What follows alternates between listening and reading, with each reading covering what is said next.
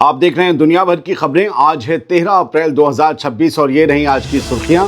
ایران نے دی عرب ملکوں کے سبھی بندرگاہ اڑانے کی دھمکی۔ ایران نے ہرمز کے آس پاس امریکہ کے خلاف اتارے ایلیٹ تکواران کمانڈو۔ اب اسرائیل ترکی کے بیچ بڑے ٹکراؤ کے آثار۔ ادھر حزب اللہ کے گڑھ میں گھسی IDF، حسن نصر اللہ کی تقریر والے اسٹیڈیم پر کیا قبضہ۔ غزہ میں لمبی مدت کے بعد داخل ہوئے مدد کے کافی زیادہ ٹرک۔ غزہ کی گھیرا بندی توڑنے پھر سمندر میں روانہ ہوا گلوبل سمود فلوٹیلا۔ غزہ کے آسمان سے برسے اسرائیل کے تباہی والے پرچے۔ حج 2026 کی تیاریوں کے بیچ خانہ کعبہ میں مرمت کا کام ہوا تیز۔ مسجد اقصی میں یہودی مذہبی رسمیں ادا کرنے پر بڑی ٹینشن۔ اور بھارت کے نوئیڈا شہر کی سڑکوں پر مزدوروں کا کوہرام، 50 فیکٹریوں اور 150 گاڑیوں میں توڑ پھوڑ کی خبر۔ بلڈوزر کی جگہ بات چیت کا دور چلائے گی حکومت۔ ان ہیڈ لائنز کے علاوہ بھی کئی اہم خبریں۔ آزاد بول انڈیا میں آپ کا خیر مقدم ہے۔ میں ہوں عادل خان آزاد اور یہ ہے اسپیشل پرائم ٹائم شو دنیا بھر کی خبریں۔ تو چلیے شروع کرتے ہیں تفصیل سے، میں دوسری تفصیل سے یہ خبروں کا سلسلہ۔ پہلی خبر، ایران کی طرف سے عرب ملکوں کے سارے بندرگاہ اڑانے کی ایک بڑی دھمکی سامنے آئی ہے۔ ایران کی ملٹری نے امریکہ اور اسرائیل کو دو ٹوک لفظوں میں صاف کر دیا ہے کہ اگر اس کے بندرگاہوں پر کوئی بھی حملہ ہوا، بلاکیڈ کے دوران یا بلاکیڈ کرنے کی کوشش کی گئی، تو پورا پرشین گلف اسرکشت یعنی انسیف ہو جائے گا اور کسی بھی ملک کے بندرگاہ سلامت نہیں رہیں گے۔ اور اس پرشین گلف میں عرب ممالک ہیں۔ ادھر IRGC کے قدس فورس کے چیف کمانڈر اسماعیل قانی نے یہ بڑی وارننگ دیتے ہوئے کہا ہے کہ امریکہ اور اسرائیلی حکومت کو اس علاقے سے خالی ہاتھ ہی نکلنا پڑے گا۔ بیرنگ اسماعیل قانی نے اپنے پیغام میں لکھا ہے کہ متحدہ ریزسٹنس فرنٹ پورے علاقے میں مضبوطی سے موجود ہے اور وہ انسانیت کے دشمنوں کی طاق میں بیٹھا ہے۔ 13 اپریل کو آئی خبر کے مطابق اسماعیل قانی نے امریکہ کو یاد دلایا کہ وہ پہلے بھی یمن، باب المندب اور ریڈ سی سے خالی ہاتھ بھاگ چکا ہے اور اس بار بھی اسے کچھ حاصل نہیں ہوگا، وہ اسٹریٹ آف ہرمز سے بھی خالی ہاتھ بھاگے گا۔ دوستو، ایران نے ایک بڑی چال چلتے ہوئے اپنی سمندری سرحدوں پر تاکوران کمانڈوز تعینات کر دیے ہیں۔ یہ ایران کی نیوی کی وہ اسپیشل فورسز ہیں جو چھاپہ مار جنگ اور سمندر سے ہونے والے کسی بھی حملے کو روکنے میں ماہر مانی جاتی ہیں۔ میں نے تاکوران کا مطلب ڈھونڈا تو مجھے پتا چلا اٹیک ٹروپرز۔ یہ کمانڈوز کیوں تعینات کیے گئے ہیں؟ دراصل امریکی صدر ڈونلڈ ٹرمپ کی طرف سے ایرانی بندرگاہوں کی گھیرا بندی کے اعلان کے بعد ایران نے اپنی پورے جنوبی ساحل پر ان ایلیٹ کمانڈوز کو مستعد کر دیا ہے۔ سب سمندر کے آس پاس کے علاقوں میں تعینات ہیں۔ 13 اپریل کی خبر پر نظر ڈالیں تو ایرانی میڈیا انہیں ساحل کا خاموش محافظ بتا رہا ہے، جن کا کام کسی بھی گھسپیٹ یا حملے کا فوراً جواب دینا ہے، یعنی امریکی نیوی گھسپیٹ کر سکتی ہے۔ ان کمانڈوز نے آج سمندر کے کنارے سے لگتے علاقوں میں حملے کا جواب دینے کی ڈرل بھی کی ہے۔ ایکسپرٹس کا ماننا ہے کہ ایران نے یہ قدم ممکنہ حملے کی وارننگ کے طور پر اٹھایا ہے تاکہ امریکہ اور اسرائیل کو یہ صاف میسج دیا جا سکے کہ سمندر کے راستے آنے والے کسی بھی مصیبت سے نپٹنے کے لیے ایران پوری طرح سے تیار ہے، مستعد ہے۔ دوستو، اب سمندر کے ان راستوں پر ٹینشن اتنی بڑھ گئی ہے کہ کسی بھی وقت کوئی بھی بڑا ٹکراؤ ممکن ہے۔ دوستو، بڑے ٹکراؤ سے پہلے ایران نے ایک اور بڑی چال چل دی ہے اور سمندر میں ہلچل بہت تیز ہو گئی ہے۔ امریکی صدر ڈونلڈ ٹرمپ کی طرف سے ایرانی بندرگاہوں کی ناکہ بندی یعنی بلاکیڈ کی تیاری کے بیچ ایران سے جڑے دو بڑے تیل کے tankers, heavy size tankers, strait of Hormuz سے باہر نکل چکے ہیں۔ خبر کے مطابق یہ قدم امریکی پابندیوں کے پوری طرح لاگو ہونے سے ٹھیک پہلے اٹھایا گیا ہے تاکہ سپلائی لائن کو کٹنے سے بچایا جا سکے۔ ان میں سے ایک ٹینکر اورورا نام کا ہے جو ایرانی تیل کے سامان سے پوری طرح لدا ہوا ہے، پورے میں تیل بھرا ہوا ہے۔ وہیں دوسرا ٹینکر نیو فیوچر ہے جس میں UAE کے ہمریا پورٹ سے ڈیزل بھرا گیا ہے۔ ایران کی یہ جلد بازی صاف بتا رہی ہے کہ وہ امریکہ کی کسی بھی گھیرا بندی سے پہلے اپنا مال سیکیور ٹھکانوں تک پہنچانا چاہتا ہے۔ اب دیکھنا یہ ہوگا کہ کیا یہ ٹینکر اپنی منزل تک پہنچ پاتے ہیں یا پھر امریکی نیوی انہیں بیچ راستے میں ہی روک لیتی، جیسے کہ اس نے دھمکی دی ہے۔ حالات جس طرح سے پیچیدہ ہو رہے ہیں اس سے صاف ہے کہ سمندر میں کسی بھی وقت کچھ بھی ہو سکتا ہے، کچھ بھی۔ آگے بڑھتے ہیں۔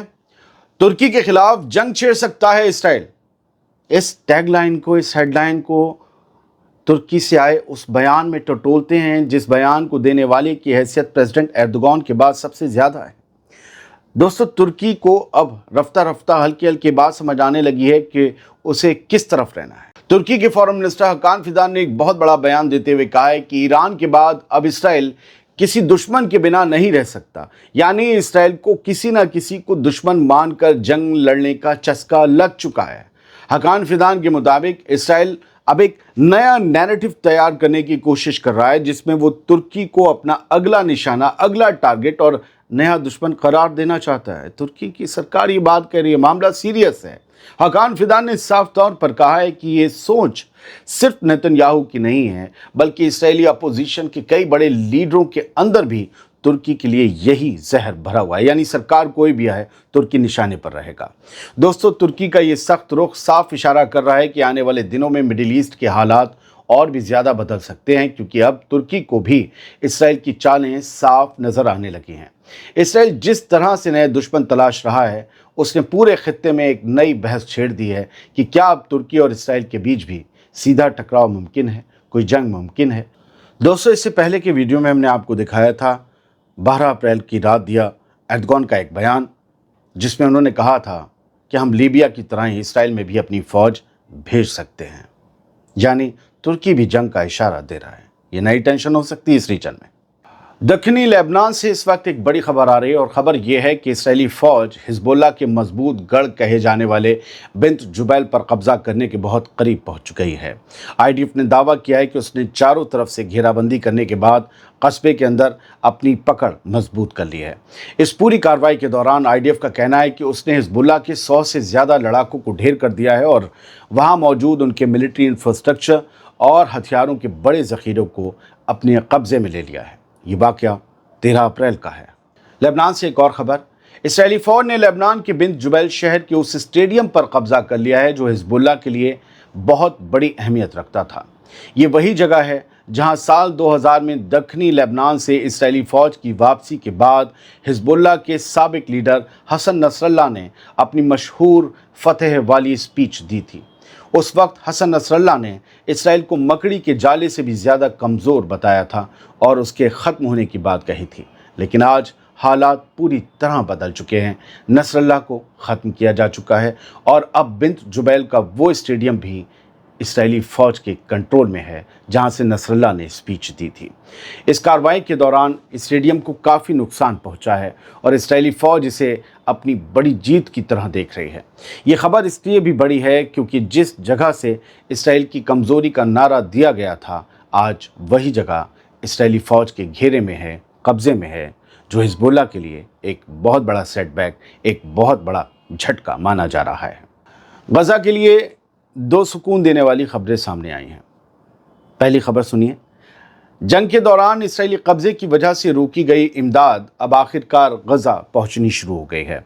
ईरान के साथ जारी सीज़ फायर या जंग जो भी कह लीजिए और पाबंदियों के बीच इंसानी हमदर्दी के तौर पर भेजी गई ह्यूमैनिटेरियन एड के कई ट्रक 13 अप्रैल को गज़ा शहर पहुंच चुके हैं। ये ट्रक गज़ा पट्टी के नॉर्थ में मौजूद ज़िकिम गेट को, ज़िकिम क्रॉसिंग को पार करके अंदर दाखिल हुए हैं इसराइल की तरफ से। पिछले काफ़ी वक्त से इस रास्ते को बंद रखा गया था, जिसकी वजह से गज़ा के लोगों के पास खाने पीने और ज़रूरी चीज़ों की भारी किल्लत हो गई थी। अब इन ट्रकों के पहुंचने से वहाँ की आवाम को थोड़ी राहत मिलने की उम्मीद है। मुकम्मल तो नहीं मिल सकती, हालात अब भी बहुत कशीदा हैं, ख़राब हैं, लेकिन ज़िकिम गेट का खुलना और इमदाद का पहुंचना एक बड़ा कदम माना जा रहा है। क्या आने वाले दिनों में इस गेट से और इमदाद अंदर आएगी गज़ा में? हम नज़र बना कर रखेंगे और आपको ज़रूर बताएंगे। गज़ा की घेराबंदी तोड़ने के लिए कल ग्लोबल समुद्र फ्लोटिला ने अपना सफ़र शुरू कर दिया था। इसकी तस्वीरें आज वायरल हो रही हैं। छोटे छोटे समुद्री जहाज़ों का यह काफ़िला गज़ा के हालात की तरफ पूरी दुनिया की तवज्जो खींचने और वहाँ के लोगों की मदद करने के लिए रवाना हुआ है। गज़ा में भी सीज़ फायर है, ईरान में भी सीज़ फायर है, लेकिन फ्लोटिला वाले नहीं रुकते। इस बेड़े में शामिल लोग बड़े हौसले और मकसद के साथ समंदर के रास्ते गज़ा पहुंचने की कोशिश कर रहे हैं, ताकि आलमी बरादरी को ये पैगाम दिया जा सके कि गज़ा की आवाम को इस मुश्किल घड़ी में अकेला नहीं छोड़ा जा सकता। अप्रैल 2026 में ये सफ़र ऐसे वक्त में शुरू हो रहा है जब इलाके में टेंशन बहुत हाई है और इसराइली पाबंदियों की वजह से गजा तक मदद पूरे तौर पर पहुंच पाना एक बड़ा चैलेंज अब भी बना हुआ है। ग्लोबल सुमित फ्लोटिला का ये कदम सिर्फ इमदाद पहुंचाने के लिए नहीं बल्कि दुनिया की ज़मीर को झकझोरने के लिए उठाया गया कदम है। एक खबर यह है कि इस्राएली फ़ौज यानी IDF ने गजा के आसमान से धमकी भरे हज़ारों पर्चे गिराए हैं। इन पर्चों के ज़रिए वहां के आम लोगों को सख्त वार्निंग दी गई है कि वो हमास के साथ किसी भी तरह का ताल्लुक ना रखें। 6 महीने हो चुके हैं सीज़ फायर को। अप्रैल 2026 चल रहा है लेकिन IDF की धमकियां बंद नहीं होती। रिपोर्ट के मुताबिक इन पर्चों में गजा के लोगों को ये सलाह दी गई है कि वो हमास से जुड़े लोगों और उनकी हरकतों से पूरी तरह दूरी बना लें। इस्राएली फ़ौज का कहना है कि जो लोग हमास का साथ देंगे या उनके साथ किसी भी तरह की एक्टिविटी में शामिल होंगे वो खुद अपनी जान खतरे में डालेंगे।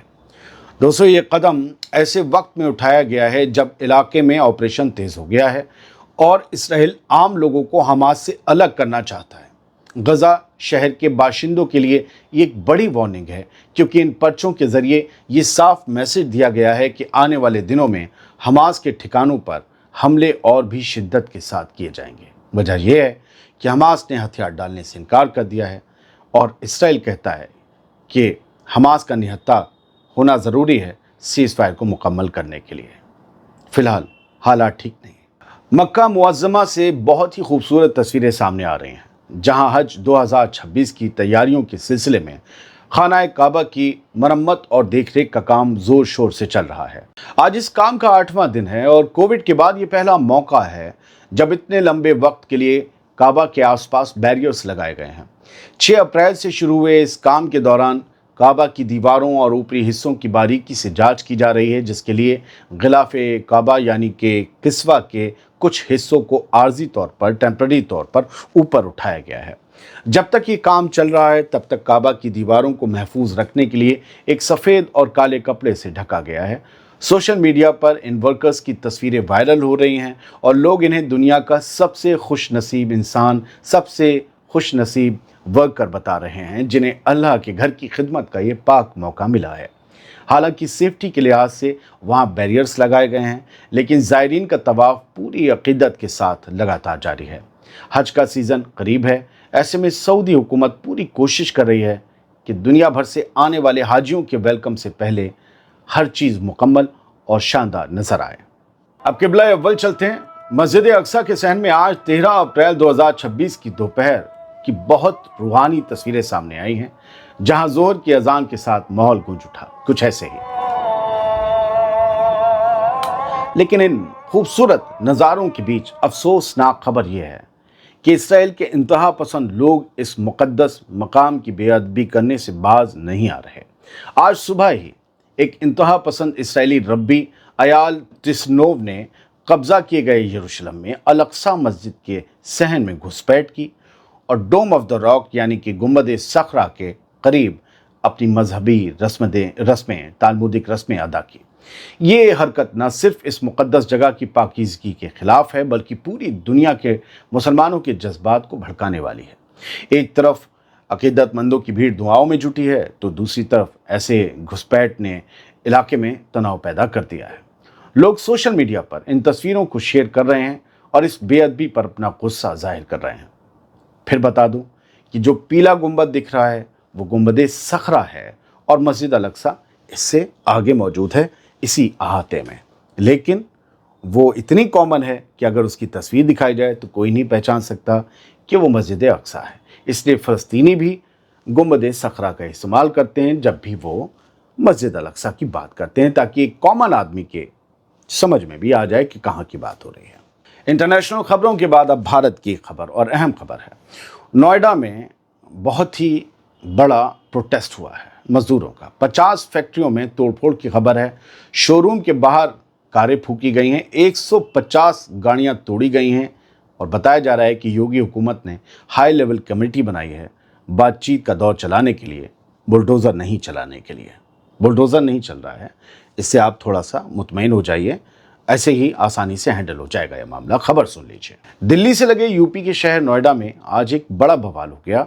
एक मोटर कंपनी के बाहर गुस्साई भीड़ ने जमकर हंगामा किया और हालात इतने बेकाबू हो गए कि कंपनी के बाहर खड़ी कई गाड़ियों को आग के हवाले कर दिया गया।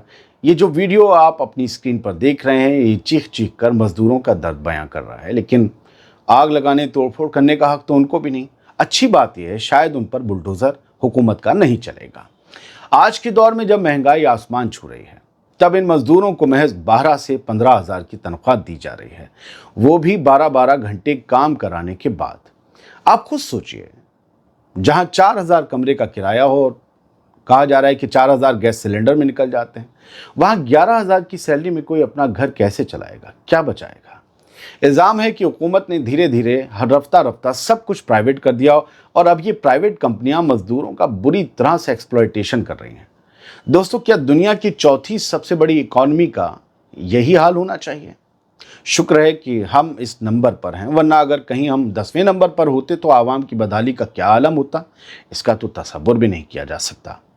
प्राइवेट कंपनियों की इस मनमानी पर अब लगाम लगना बेहद ज़रूरी हो गया है, वरना समझ लीजिए कि जुमलेबाजी का बुलबुला फूटने वाला है और नोएडा की सड़कों पर उतरा यह गुस्सा किसी बड़े तूफान का इशारा है।